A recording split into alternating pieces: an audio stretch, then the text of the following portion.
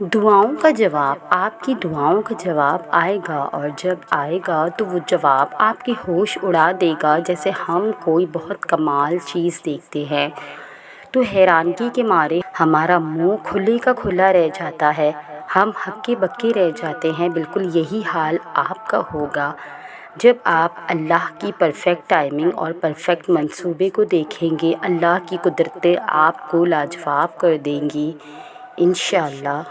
ہم جب بھی کسی پریشانی میں مبتلا ہوتے ہیں یا پھر کسی مصیبت میں ہوتے ہیں تو مایوس ہو جاتے ہیں، ہر امید چھوڑ دیتے ہیں۔ ہم اپنے برے وقت میں اتنا گھبرا جاتے ہیں کہ غلط راستہ چن لیتے ہیں، اتنا ہول جاتے ہیں کہ اللہ پاک کو ناراض کر دیتے ہیں، کیونکہ اللہ پاک نے اپنے ہر بندے سے وعدہ کیا ہے کہ اگر اس کے بندے اس کے بتائے ہوئے صبر اور شکر کے راستے پر چلیں گے تو وہ اپنے بندوں کا ساتھ کبھی نہیں چھوڑے گا، ان کا ہاتھ ہمیشہ تھام کر رکھے گا۔ بس شرط یہ ہے کہ اس کی رسی کو مضبوطی سے تھامنا ہے، کسی بھی حال میں اس رسی کو نہیں چھوڑنا۔ ہمارے پیارے رب نے ہم سے وعدہ کیا ہے کہ وہ اپنے کسی بھی بندے کو اس کی برداشت سے زیادہ کبھی بھی نہیں آزمائے گا۔ اگر ہم آزمائے نہیں جائیں گے، اتنا امتحان نہیں دیں گے تو پھر اللہ پاک کی قربت کیسے حاصل کر سکیں گے؟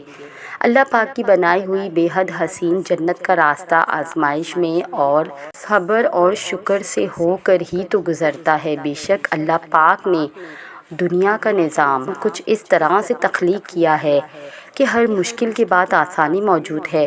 ہم بھول جاتے ہیں کہ جب ہماری ماں ہمارا ہاتھ، ہمارا ساتھ کبھی بھی نہیں چھوڑتی، ہمیں ہمیشہ معاف کر دیتی ہے، چاہے جانے انجانے میں یا جان بوجھ کر ہم اس کا کتنا ہی دل کیوں نہ دکھائے، تو پھر اللہ پاک جو ہم سے 70 ماؤں سے زیادہ پیار کرتا ہے وہ ہمیں کیسے بھول سکتا ہے؟ ہمارا ہاتھ اور ساتھ وہ کیسے چھوڑ دے گا؟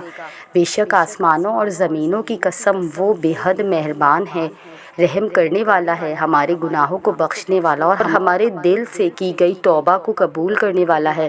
لیکن شرط یہ ہے کہ ہم اسے پکارے، اسے آواز دے، وہ ہمیں لازمی سنے گا۔ ہمیں اپنی ہر پریشانی میں اسے یاد کرنا ہے۔ اگر وہ ہمیشہ آزمائشوں میں ڈالتا ہے تو ہمارے لیے ڈھیروں راستے بھی کھول دیتا ہے، اور وہ راستے اسے پکارنے پر ہی نظر آتے ہیں۔ اگر ہم اپنے برے وقت میں صبر اور شکر کرتے ہیں، اللہ پاک کو یاد کرتے ہیں، اس کے وعدے یاد رکھتے ہیں، تو یہ بھی اس کا احسان ہے، اس کی رحمت ہے کہ وہ ہمیں بھٹکنے نہیں دیتا۔ جب ہم برے وقت میں ہوتے ہیں، ہمارے حالات ٹھیک نہیں ہوتے تو ہم مایوس ہو جاتے ہیں، امیدیں کھو دیتے ہیں، جبکہ قرآن کریم میں ہر بندے کے لیے پیغام ہے کہ مایوسی کفر ہے، لہٰذا ہمیں نا امید نہیں ہونا چاہیے، اللہ پاک کو یاد کرنا چاہیے، اسے پکارنا چاہیے، اس سے مدد مانگنی چاہیے۔ بے شک وہ ہم سب کی سننے والا ہے۔ اللہ پاک خوش ہوتا ہے جب اس کے بندے اس سے یاد رکھتے ہیں کہ اس کا بندہ اس کی دی گئی آزمائشوں میں بھی اسے مدد کے لیے پکار رہا ہے۔ اللہ خوش ہوتا ہے اس کا بندہ اسے بھولا نہیں ہے، نا امید نہیں ہوا، مایوس نہیں ہوا، پھر وہ اپنے بندے کو اپنی قربت بخش دیتا ہے، اور پھر اس کا پیارا بندہ ہر آزمائش کو پرسکون طریقے سے گزارتا چلا جاتا ہے، کیونکہ اللہ پاک نے وہ ہاتھ بہت مضبوطی سے پکڑ رکھا ہے، اسے لڑکھڑانے بھی نہیں دیتا۔ پھر وہ رب، ہمارا سب سے بڑا مسئلہ یہ ہے کہ ہم اپنے مشکل وقت میں اللہ پاک کو آخری سہارا مانتے ہیں، جبکہ اللہ پاک ہمارا واحد سہارا ہے، اور اگر ہم اسے واحد سہارا نہیں مانتے تو ہم ذلیل و رسوا ہو کر رہ جاتے ہیں۔ شرط بس یہ ہے کہ ہمیں اللہ پاک کو اپنا واحد سہارا ماننا چاہیے، پھر کتنا ہی برا اور مشکل وقت کیوں نہ آ جائے، ہمارا دل ہمیشہ سکون میں رہتا ہے، اور صبر اور شکر ہمارے لب پہ رہتا ہے۔ ہم مایوس اور نا امید نہیں ہوتے، ہم اللہ پاک کے راستے سے نہیں بھٹکتے، کیونکہ ہمیں دنیا سے کوئی امید نہیں ہوتی، ہمارے پاس واحد سہارا اللہ پاک کا ہی ہونا چاہیے۔ ایک دکھیاری بہن کی درد بھری کہانی ہے، ایک کنواری بہن کی درد بھری فریاد۔ رشتہ نہ ہونے کی وجہ سے ایک بہنا کی سچی کہانی جو بہت زیادہ اذیت میں مبتلا ہے۔ ہم آپ کو یہ کہانی انہیں کی زبانی سناتے ہیں۔ اس بہن کا نام زلیخا ہے۔ میری عمر اس وقت 35 سال ہے۔ میری ابھی تک شادی نہیں ہوئی، کیونکہ ہمارے خاندان کی رسم ہے کہ خاندان سے باہر رشتہ کرنا نیچ حرکت ہے۔ خاندان کے بڑے بوڑھے جب آپس میں بیٹھتے ہیں تو بڑے فخریہ انداز سے کہتے ہیں کہ 7 پشتوں سے اب تک ہم نے کبھی خاندان سے باہر رشتہ نہیں کیا۔ عمر کے 35ویں سال میں پہنچی ہوں، اب تک میرے لیے خاندان سے کوئی رشتہ نہیں آیا، جبکہ غیر خاندانوں سے کئی ایک رشتے آئے، لیکن مجال ہے کہ میرے والدین یا بھائیوں نے کسی سے ہاں بھی کیا ہو۔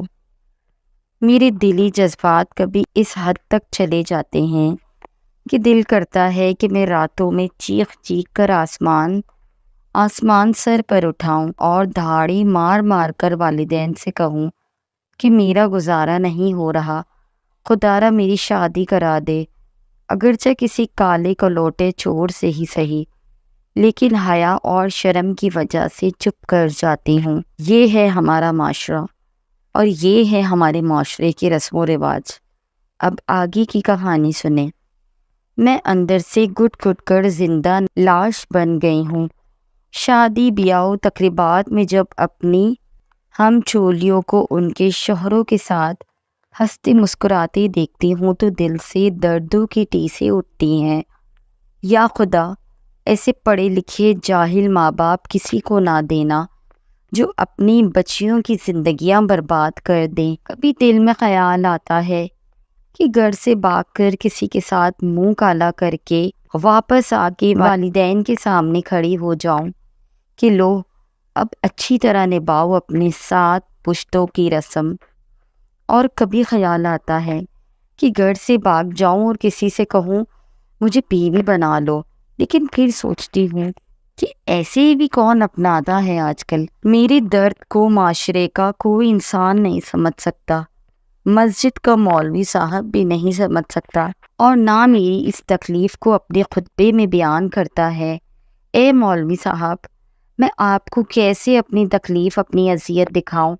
میں کیسے آپ کو سمجھاؤں کہ رات کو جب ابا حضور اور اماں ایک کمرے میں سو رہے ہوتے ہیں اور بھائی اپنی بیویوں کے ساتھ آرام کر رہے ہوتے ہیں، مجھ پر کیا گزرتی ہے یہ صرف میں ہی جانتی ہوں، اور مجھے کن کن خیالات سے گزرنا پڑتا ہے، تو یہ اذیت بھی مجھ تک ہے۔ اے حاکم وقت، فاروق اعظم رضی اللہ تعالی عنہ کے دور میں جب ایک عورت نے درد کے ساتھ اپنی داستان سنائی تو فاروق اعظم تڑپ پڑے اور حکم دیا کہ آج کے بعد کوئی بھی اپنی بیوی سے 3 ماہ سے زیادہ دور نہ رہے گا۔